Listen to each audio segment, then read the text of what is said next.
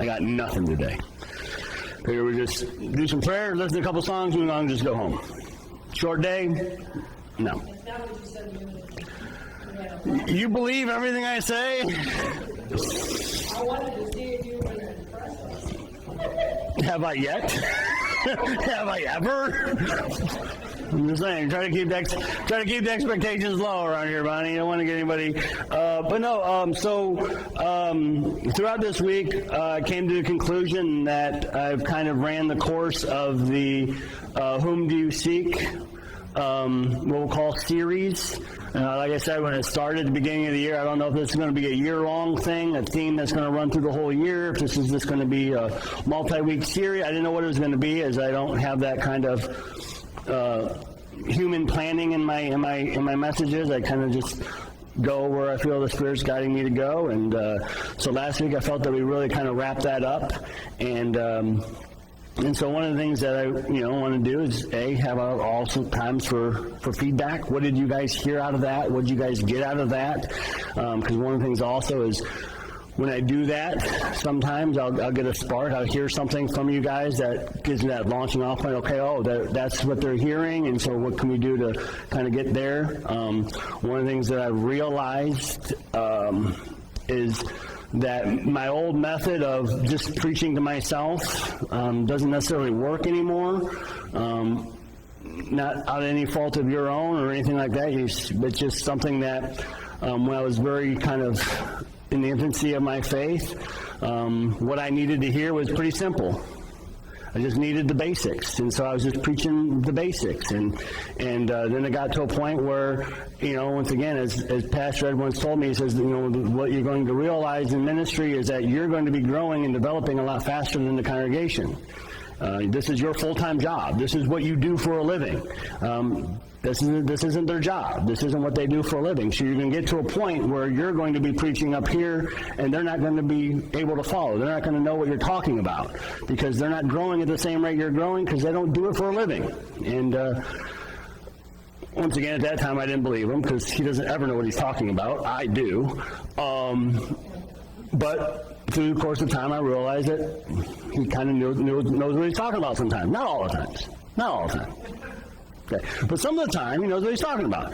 And so this is one of those cases. And so one of the things that, for me, is when I'm preaching, I can feel connection. I know who's engaged. I know who's listening. I know who's following. And one of the things that I've realized lately is that when I'm preaching to myself, I'm preaching what I need to work on, nobody's really connecting. Nobody's really engaging.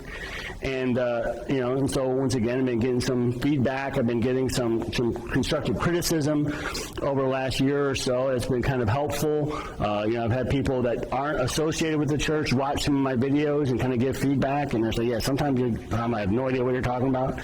And so one of the things that I realize is it's important for me to kind of know where people are at. What are you guys hearing?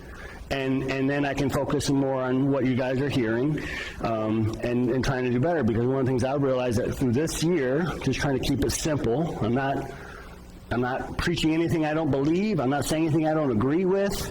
But I'm just keeping it more simple. Right? Karen always says, just keep it simple. Everything Karen's told me for years, it's like, you're getting complicated. You're getting way too complicated. Just keep it simple, right? And so, I've been trying to keep it simple, and I've been feeling a lot more engagement, a lot more connection, a lot more people following along. Like last Sunday was incredible. I think last Sunday was the first Sunday in a really long time I felt everybody connected.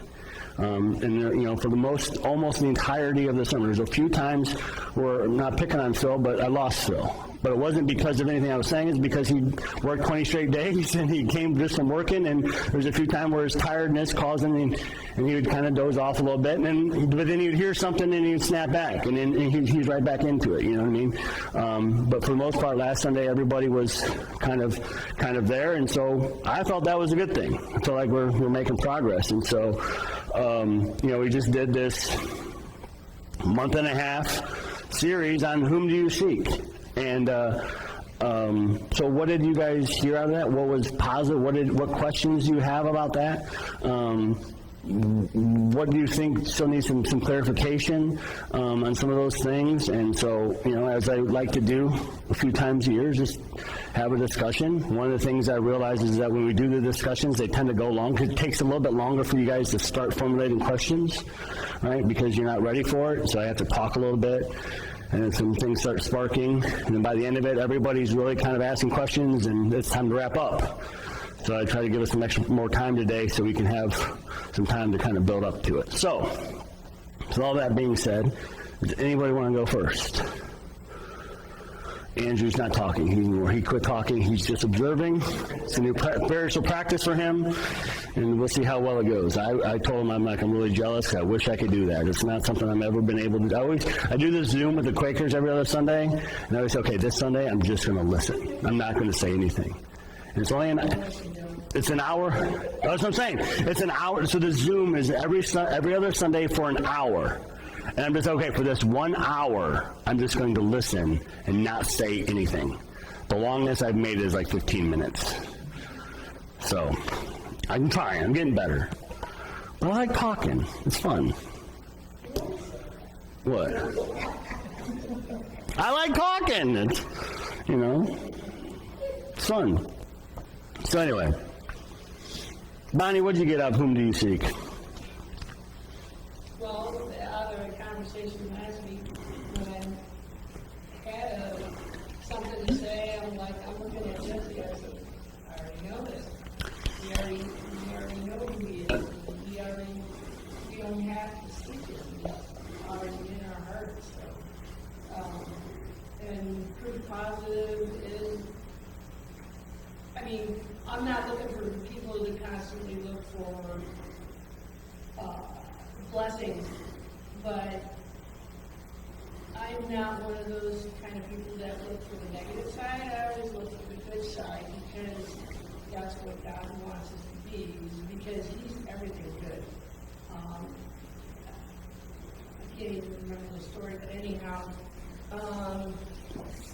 there's one woman, instead of looking for, I know what it was, her husband passed away, and her son looked exactly like her husband.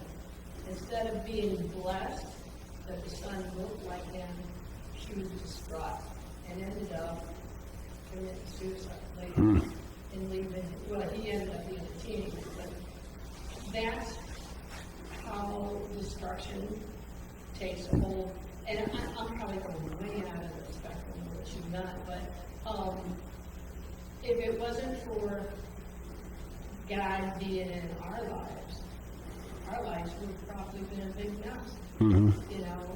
But God's been there talking to us and being there every step of the way, especially like last week when I needed desperately, because there's only certain electricians that have the equipment to fix what I needed. And to find somebody like that and to be such a sweetheart of a guy, that was a major blessing to me, and some people can't do that. They always look for the negative. Mm-hmm. And they look for the negative, and a lot of times that's what they get, the negative. Yeah. So did you get this positive, sweet guy that came out to you because you prayed for it, or did you receive something positive because you put out positive? Both. Okay. I prayed for somebody like this, and I almost didn't have him because I just didn't get an answer. Mm-hmm. But he called me and said, no, you don't, I'm not trying to beat this guy out, but this is what we're going to do. And I'm like, oh no, let's do this because it's going to be cheaper for me. He was flat out honest. He said me an honest person. Mm-hmm. So, I didn't mean to cut you off. So to try to keep on theme, right? Whom do you seek, right? So you're kind of, last week, why do we seek if we've already found him, right? So I don't need to seek Jesus anymore. I already have Jesus, right? But now for you, it's continuing to seek living a positive life, continuing to stay in the positivity and waking up every day seeking positive into your life. and realizing that then is going to bring in positive. Because once again, we have Jesus, right? We've got the free ticket, we've said the magic words, we got all that stuff. But now how are we going to live out of that? Are we going to actually allow Christ to come into our life and move us away from the negative into the positive, or are we going to stay in the negative, proclaiming the name of Jesus, but looking at everything through the negative?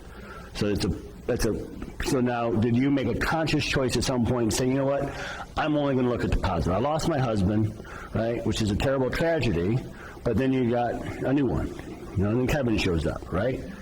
And right, so you can look at this negative thing, but then something positive came out of it, right? So did you choose to live that way, or is that just the way you ultimately started living your life? Was that a conscious choice? Okay.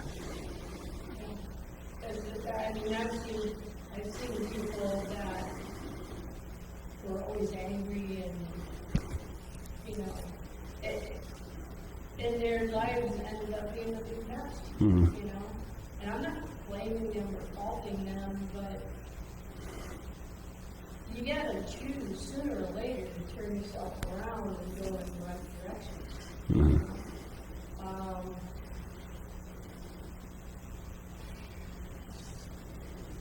So much with this one next to me could have went wrong from the day he was born.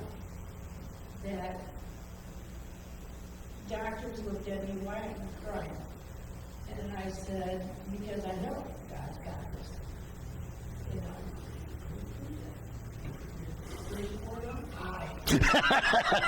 35 miracle.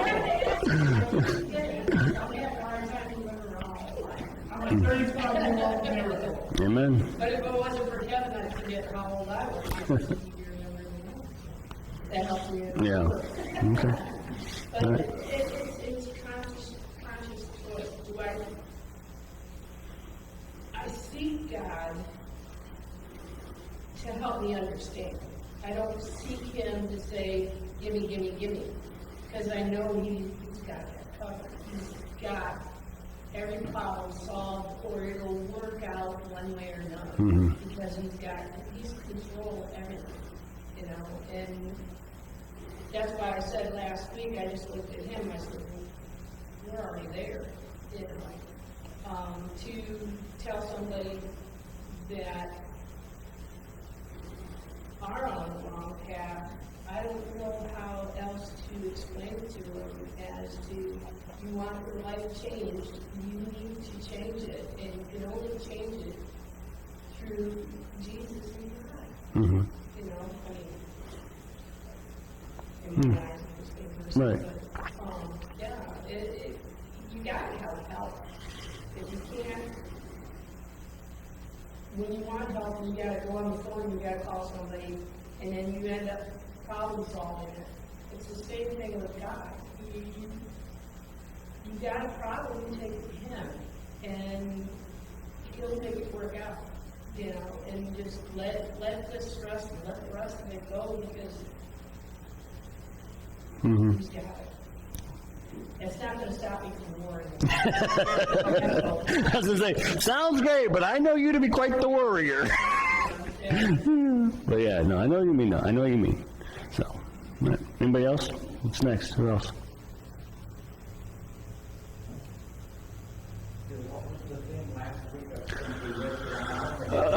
Yeah. So last week, the gist of it was, why do you seek, right? And so the resolution of it was, we've already found Jesus, right? That's why we're here. So why are we still seeking Jesus? And so the conclusion was, stop seeking and just be with Him, right? Your people are seeking, and so I asked, like, what are you seeking for? And I was kind of somewhere, I don't remember this, but it was like, I'm seeking for contentment, I'm seeking meaning, I'm seeking purpose. And how about instead of seeking purpose, you just have purpose? And realize that you already have, through Christ, you already have what it is you're seeking. So stop seeking and just start being present with Christ, instead of thinking that you're lacking something. Because the reality is, we have the full fulfillment of Christ in us, the hope of glory. What else could we need? And so if we start living in Him, living through Him, there's nothing to seek all there is to do is love. And so that was my hope, what everybody got out of last week, was that we don't need to keep looking for more stuff. We got everything we need. Now it's time to just live through it and let it be who we are. Does that make sense?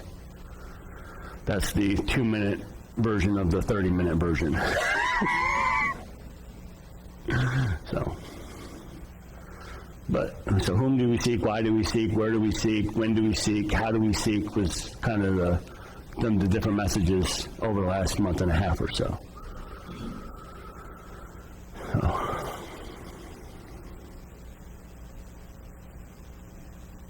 That's what I like, what from last week to the previous week.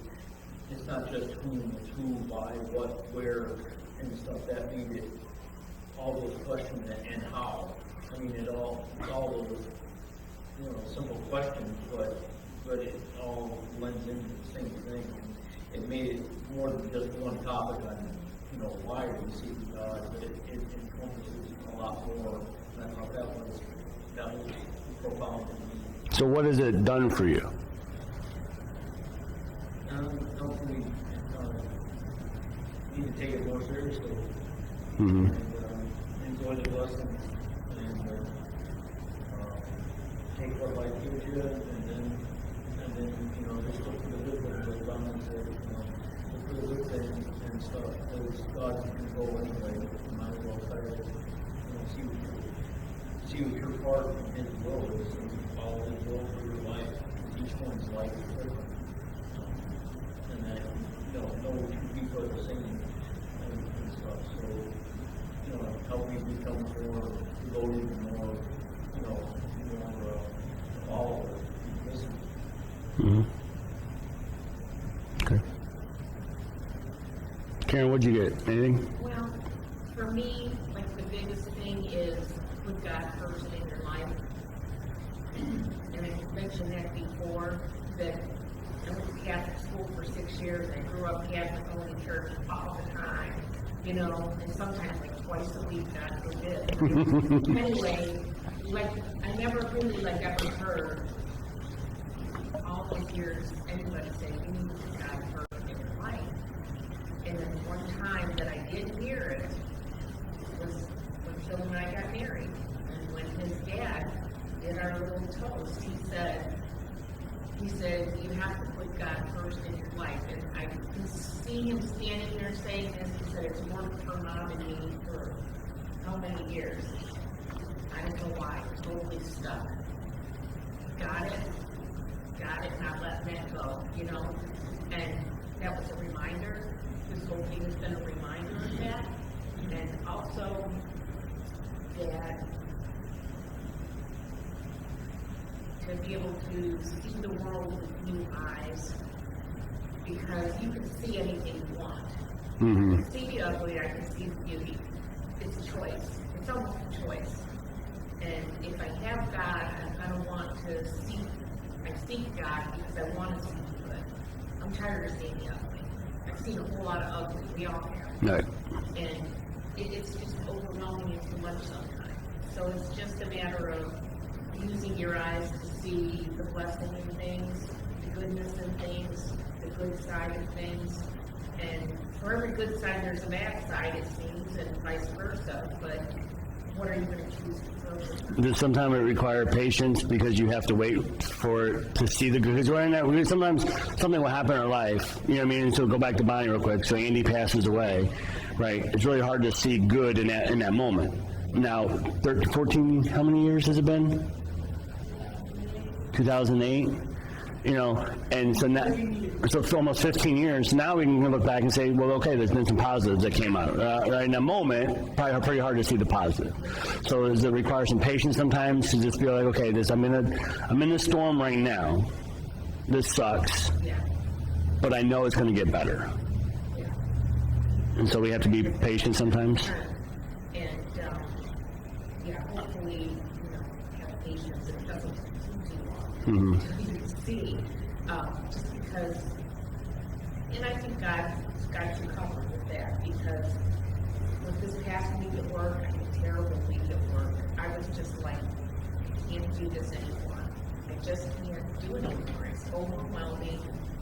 It's too much. And there's so much bad, ugly to the whole public assistance big picture, and I just can't do it. And I texted Phil, and I was just like in tears at work. It was just too much. And then I had to go back to work the next day, and oh my God. Well, and this was after I fired off a letter to the administrator, because I was so frustrated, which that could always be like, boy, you just shut up, you know? It was just too much. I don't know how else to explain it. But I have to say, I feel great about it, and she sent me a very nice, well thought out letter, I would say that, and it was like, okay, like that next day was okay, and then Friday was even better, and I thought, I just gotta let go of the bad of it, and I have to, and it's hard sometimes. It's hard when you see stuff going on and you know darn good and well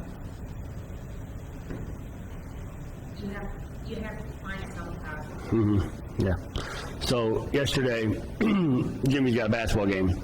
So one thing, so Jimmy's he's very soft, he's very sweet, you know, boy, right? And you know, he wants to play basketball. And so I keep telling him, like, it's okay to be mommy's sweet little baby boy when you're not on the basketball court. But when you're on the basketball court, you can't be soft, sweet mommy's little baby boy.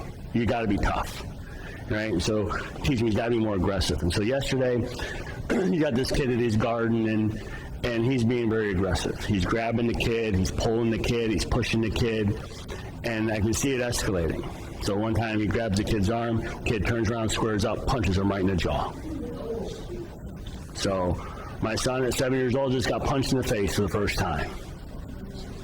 He shook his head, he went, okay. Took the inbound ball, went down, drove on the kid, put it in the layup. Right. So now, my thought is, because once again, there's only one ref. The ref's watching the ball. This happened off the ball. The other coaches are watching the ball, right? You know, some people I'm sure saw it, but I'm watching my son the whole time, right? And I'm one of the coaches. I'm on the bench. I'm just watching him. And so I could see this escalating. So one time he subbed out. I said, hey, man, you can't be grabbing. You can't be grabbing. You can't play like that. You can't touch him. Well, you know. And so I could just see it. So it happens. My first instinct is run out on the court, grab that kid by the throat, slam him against the wall, and say, if you ever touch my kid again, I'm going to kill you.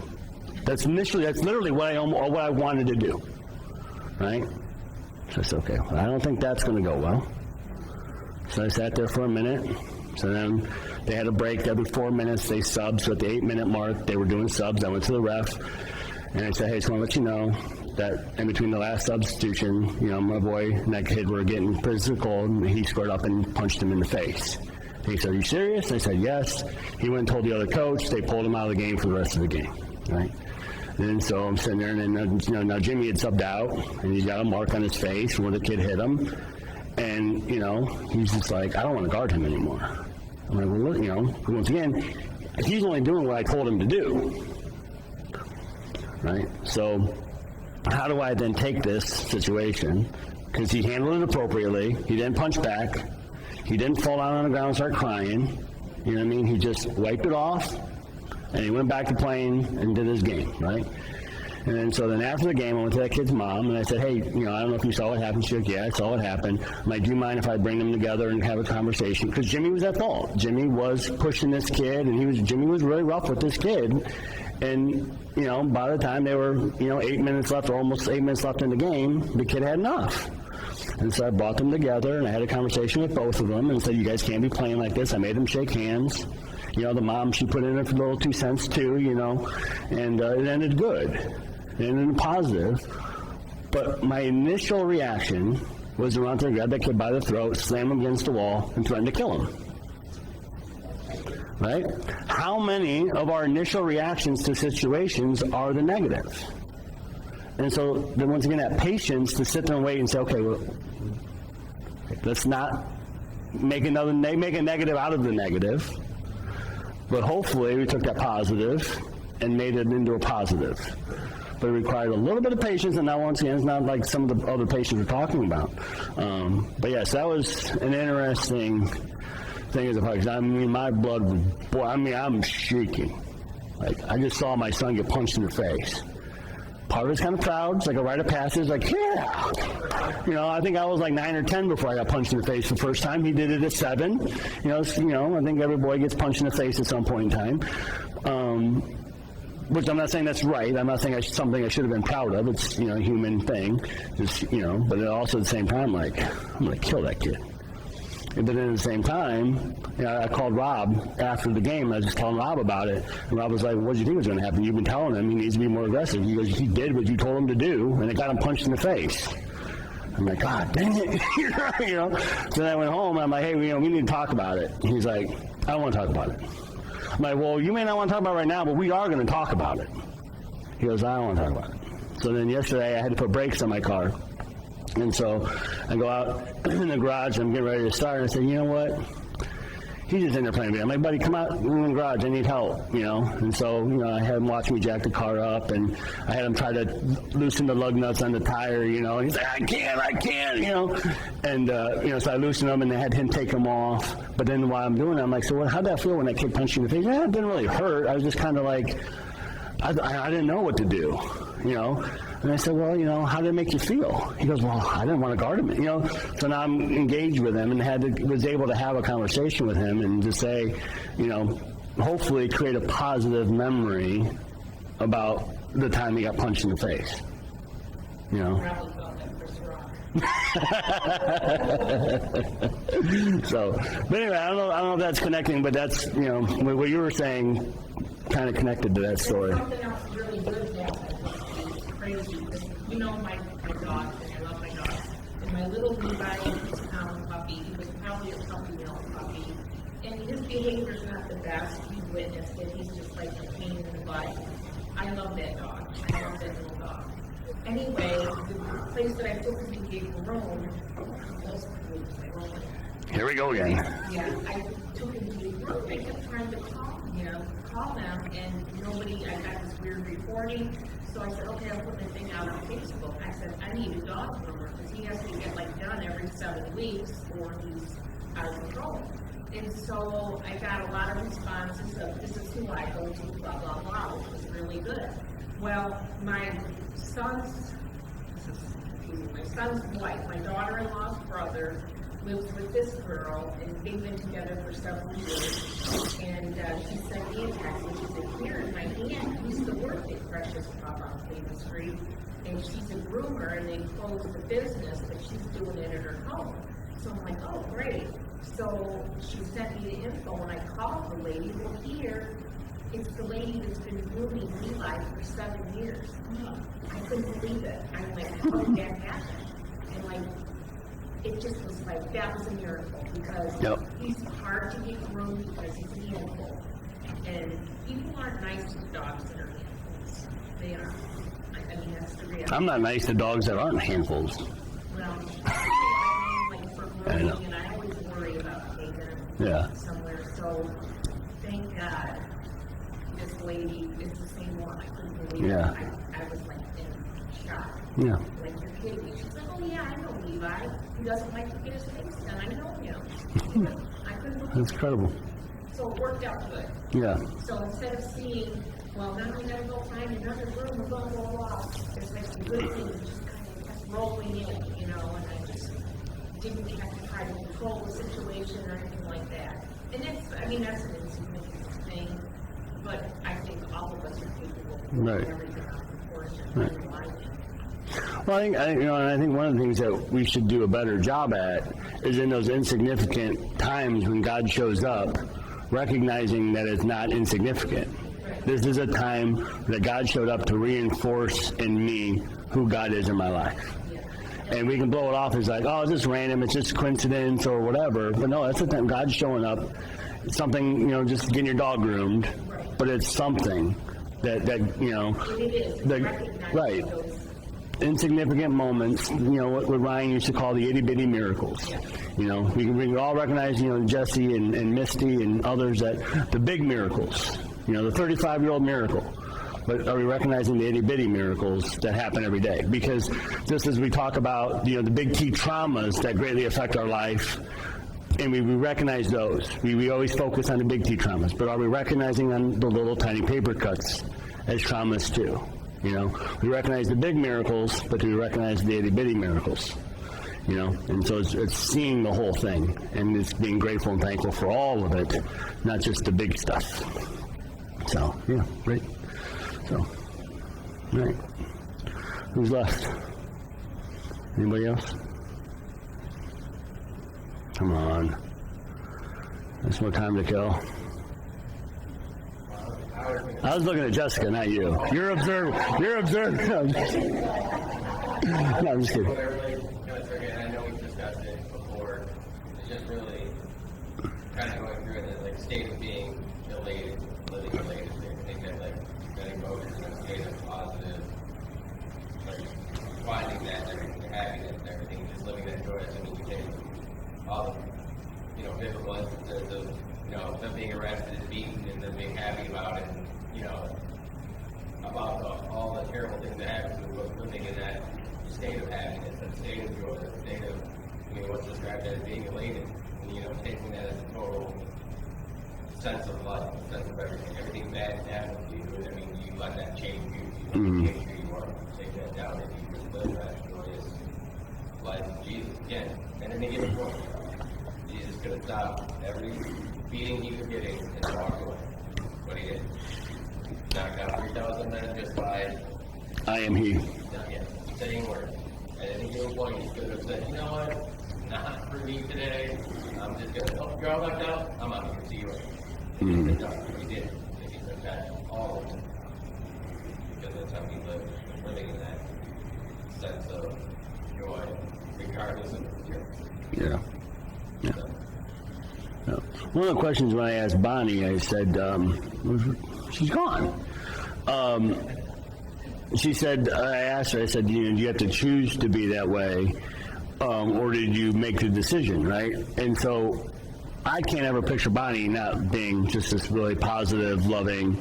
It's just, for me, it's always how I've always known her. I couldn't imagine Bonnie being this negative Debbie Downer. I know Darlene's known her for many, many, many years. I don't know if Darlene's ever known that version of Bonnie. I don't think that version of Bonnie's ever existed, right? But I know that version of Karen's existed because she's told us about it. She's given her testimony about how she used to be and, very negative and struggled with addiction. And the conversation I've had with Andrew, I know he's been times in his life been kind of a little more negative focused. And I know my own story where everything was negative. And so I know that there was a time when I decided I'm not going to live that way anymore. Karen's, I'm not living that way anymore. Andrew, I'm not living that way anymore. And so, but do some people have to make that choice? Do some people just always, I always pick on, when I talk about stuff like this, I always pick on Kathy Howard and Dort, because they always talk about, they just kind of were always that way. They were just always just very positive and loving and just very faithful, and it just seemed very natural to them, where others of us really had to work on developing a level of faith. We had to work on being positive. We had to constantly push out that negativity that's always coming at us. Because one thing I realized in my life, and I can, that's one of the things I can testify about, is negative things don't happen to me anymore. You know what I mean? Like I can talk about my son, yesterday in that situation, but it was positive. And so when I look at my life right now, everything that happens is positive. You know what I mean? I don't have, Jessica and I are broke, right? We live paycheck to paycheck. And then all of a sudden it comes to a point in time where, just as an example, I got to put tires on my car or something. It requires $600. Well, just magically that month we have an extra $600. It's like we've never not been able to do something that we've needed. Now, we've done some things that we wanted to do that caused us to have problems, but anytime we've ever needed something, we've always had it. You know what I mean? And then I look at other people's life, and it's just one bad thing. It's just every day. It's another emergency. It's another thing that happened. The car broke down. This happened, and it's like, is there a reason why that negativity is always going at that person? In my life, everything just magically works out. My son. Now, if you ever knew the lineage of Clarence Walter Thornton, I know Jimmy's not a Clarence Walter Thornton. But none of us ever got awards for being good students. Okay? Never. So the fact that my son is getting awards for being the best student in his class. Okay? Great grades. Madison's honor roll. Madison's merit roll. Right? She struggles. She's had some struggles academically. You know, she's had some issues with math. She had some issues with reading. She got some extra help. She worked hard. She's at reading level. She's at math level. But like last year for Northwood, for her grade, she got the Good Citizen Award. Like my kid, I understand the Wishards too, okay? And I understand the Wishards did get those things, right? But like, that's a miracle.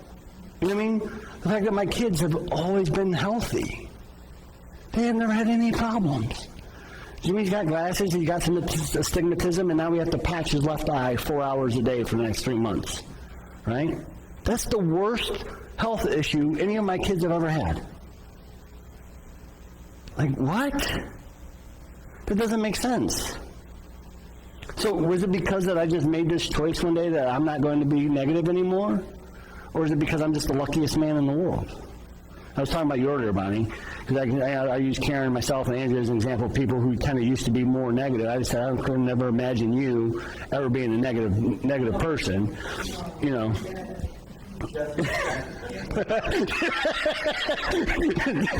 I made Jesse bounce. You don't know her very well. You know. That's why I just said that I never want to go back. So, but it's just interesting to me to hear that, you know, we do have to, you know, we make the choice how we're going to live our life. And do we want to focus on the negative, which is just going to, which we can recognize, just draws in more negativity? Or are we going to focus on the positive? You know what I mean? Some idiot drilled a hole and nicked my wire. You know, what a jerk. Or I can just say, okay, I had this problem. I need to get it fixed. And you get the nicest, most honest electrician ever to come out and fix it for you. You know what I mean? You know, your dog needs groomed, and you randomly find the person who's been grooming your dog for 7 years that you thought was lost forever. You know, all these little bitty things. But is it because we're putting out positive energy, and so we're getting that kind of positive energy in return? What is that? We're not going to avoid the negativity. What are we going to do with it when it comes? That's the curve, right? I'm not asking. Follow grace, and it's around really narrow. Never straight, always narrow. Never straight, always narrow. I don't know if I want to be on that road. You want to be on that road that's never straight? Yeah, and when I told you, there was times that I was pretty rough, that I was one of those that, why in the world are you dumping this all on me? You know, that a lot of negativity came right back at me. And I'm like, Lord, you know I'm yours, so what's going on here? You know, what am I doing wrong? Because I was blaming myself, you know, and then, it's a learning lesson. It's a need to learn who actually did it. Okay, so let me just see if so it's not necessarily that we need to keep seeking God, because we found God. We have to continue to live, or allow God to live through us, and we have to continue to seek the positive of what's going on in our life. So that's the continued seeking that we want to do, is keep seeking the positive. Know that we got God. God's here. Even though a negative happens, Negative's going to happen, positive is going to come. but God's going to take care of it, right? So, all right. Seeking God is going to get you through to the Father. Right, but you already have God. Now it's just living in that. Right. Okay. Okay. So what's next? Anything anybody wants to hear next? Anybody has something that they want? How to keep that relationship? Because each relationship takes work, right? Yeah. You have to have that communication, that connection. And being with the Lord, that's our relationship, right? So how do we continue to keep that strong relationship? All right. Anybody else? That's too hard. Yeah. Well, no, because He says, stop striving to be. Right. Well, yeah, but I think because this is the thing that I talk a lot about with my marriage, right? And for the first 10 years of my marriage, I didn't understand. I would listen to like Stephen Linder, Jim and Judy, or whoever who's been married for a long time, and they would talk about the work that goes into it and how marriage is hard. I'm like, what are you guys talking about? This is a piece of cake. This is easy. She does my laundry. She cleans. Like, this is easy. Why do people find marriage so difficult? Right? Well, it's because I realized it was easy because I was doing it wrong. And if I kept thinking it was easy and it wasn't working on it, it wouldn't have lasted. You know what I mean? And so it took me that 10 years to realize that, I actually got to, really work on this to keep it going. Because if it, and I think, right. So now recognizing that, my marriage, that relationship requires a lot of work to keep it going, to keep it growing. So that becomes now a metaphor for my relationship with God at the same time. And so if we're just showing back, oh man, life is great, God's good, I ain't got to work on nothing. So now maybe what does that work look like? What does it mean to work on your relationship with God? What does that require? Does it require reading the Bible every day? Does it require praying for 4 hours every day? Does it require going to church 17 times a week if you're Catholic, right? I mean, Karen's like, I grew up Catholic. Sometimes you go to church twice a week. I'm like, you were terrible Catholics. Catholics I know are going 5 times a week. You know what I mean? There's Mass every day. I remember Jessica and I recently we were driving down to Detroit by Holy Trinity there in Avon. It was Sunday Mass time, Monday Mass time, Tuesday Mass time. She's like, they have Mass every day? I'm like, yeah, they're Catholic. They go to church every day, And then you got PSR classes for the kids, and, there's always something going on. And, but does just going to church every Sunday working on the relationship? Is just reading the Bible every day working on the relationship? Is just praying every day working on the relationship? And so, yeah, I think there's definitely some meat on that bone there. Right.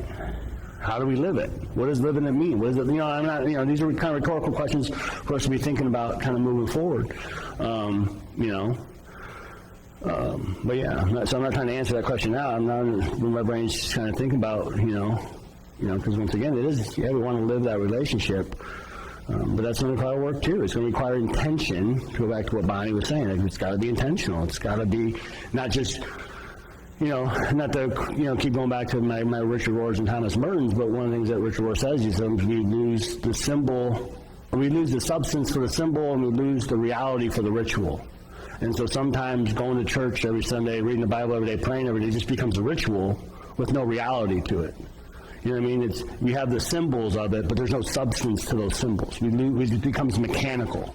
So we're not actually living it intentionally. We're just going through the motions of it. And there's a difference. We can go through the motions of marriage, or we can really live and work through our marriage.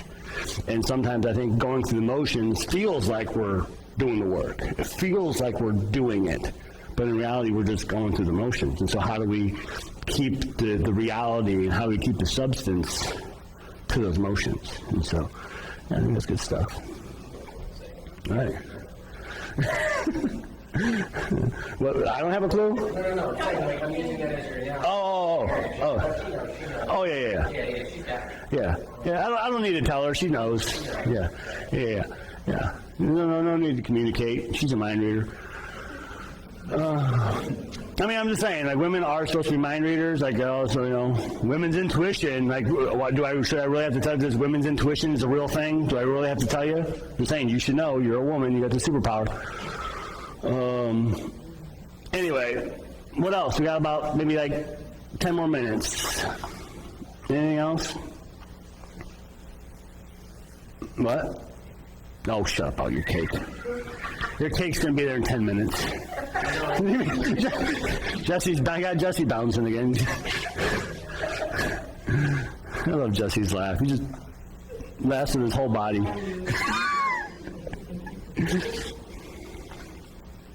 Is there anything else anybody wants to hear? Anything else people want to work on that we're wrestling with, thinking about, struggling? No? We had all the answers. We got everything figured out? We got a little bit to think about there, huh? Our connection, how we keep it. If that's what we're going with, it sounds like that's a nice little team. Right. Yeah, I mean, Got something to dwell on there. no, I mean, that's, Connection arrived. yeah, it's like 3 minutes. I figured that out. That's no. That's easy. But anyway, you just want cake? Jesse's the girl. Shut up. Give me cake. And cookies. There's cookies too. All right. Well, once again, I do just a couple things. Just get off. I just thank you guys for entertaining these. I know sometimes this isn't what everybody likes on Sundays, but it is helpful, and I think that it is, not every Sunday, not once a month like I tried, but from time to time I do need to kind of check in and make sure that I know kind of what you guys are hearing and what you're thinking and where we want to go, so it can be more, I can be more intentional about not just showing up and talking for 30 minutes and not caring if it's actually hitting or being listened to or whatever. I want to make sure that we're getting something out of this, that it is intentional, that there is, something meaning. We're not just going through the motions. And, so I think from, oh God, we got her going. So the narrow path, the Yeah. gate is wide. Yep. Yeah. The wide that leads to death is wide. When the leads to life is narrow. If you find it. Just not on that instant burning to rest. Right. But like, I would hear a little more why. Or how do we follow that path so that we know where it's going, We're not gonna veer off and we ended up out of that Yeah. path. Yeah. So just a real quick answer. The path is narrow, not because it's skinny. Path is narrow, meaning it's hard to navigate because you're on the hallway and everybody's going this way and you're trying to get that way. So it's not that you're on this path alone that's very narrow. It's you're on a path where you're going the opposite direction of everyone else. So when you kind of put that back into Greek, that's how it reads, is you're going against what everybody else is trying to do. But yeah, so that's, how do we know? Because sometimes we can actually be going against the grain and it's not going in the right direction. Sometimes it's, sometimes you want to go with the grain. You know what I mean? How do we differentiate those two things? But yeah, so there's definitely some meat in those bones too. Because that is one of my favorite sayings of Jesus, because it is very like. So I always make this joke. So I go to like Dave's Cosmic Subs, and they got good subs there, right there in the Abbey Way Circle K. And so I always get like the cheesesteak, and I get no veggies. And then I'm like, yeah, I heard vegetables are bad for you, so I want to get it without the vegetables. And so it was kind of ha ha ha, it's funny. And I will say, well, well, how did you hear that? I'm like, well, because they taste terrible. If the vegetables were good for you, don't you think God would make them taste better? And so if God wants us all coming to Him, wouldn't the path to get to Him be easier to find?